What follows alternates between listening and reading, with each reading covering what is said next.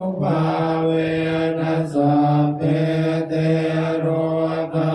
สัพเพเตพยาสัพเพเต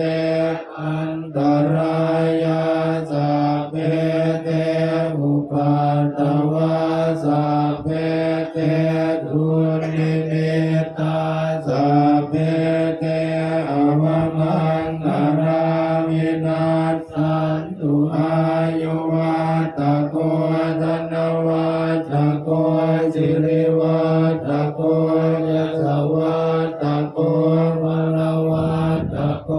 วันวัตโกสุขวัตโกโหตุสัพพทานุกโรกัพยาเวราโสกาสัตตุจุปัตตวาอเนกาอันตรายาภิวินาสันตุยเตยัสสะจยเสติธนังลาภังโสติภะยังสุขังภะลังสิริอายุจวันโนจะพุทธังพุทธิจยสวัสสวาสาจายุจะเทวสิทธิภวันตุเตภวันตุสัพพมังคารังรักขันตุสัพพเทวตาสัพพพุทธานุภาเวนัสสัทธาโสติภวันตุเตภวันตุสัพพมังคารังรักขันตุสัพพเทวตาสัพพสัมมานุภาเวนัสสัทธาโสติภวันตุเตภวันตุสัพพมังคารังรักขันตุสัพพเท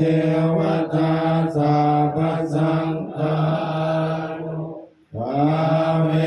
นัสสัทธาโสติภวันตุเตกราบ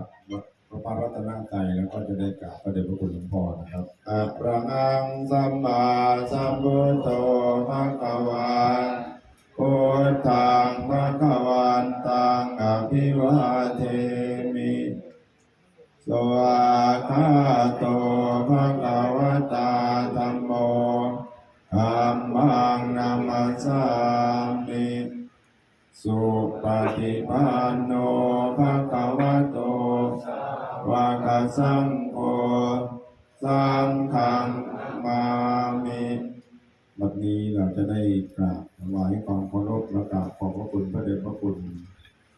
พระเทพวิสุทธิโสพลที่ปรึกษาเจ้าหน้าภาค2วัดราชพฤกษ์วรวิหารอารามหลวงกรุงเทพมหานครครับขอกราบพร้อมกันครับกราบ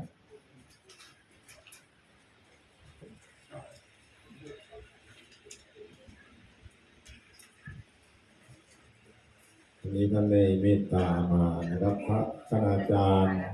นอกเหนือจากพระเทพวิสุทธิโสพลแล้วมีพระอาจารย์ดร.พระครูวิมลจิตตานุโยคผู้ช่วยเจ้าวาดวัดใหม่ที่กรุงเทพมหานครแล้วก็ขอบพระคุณพระ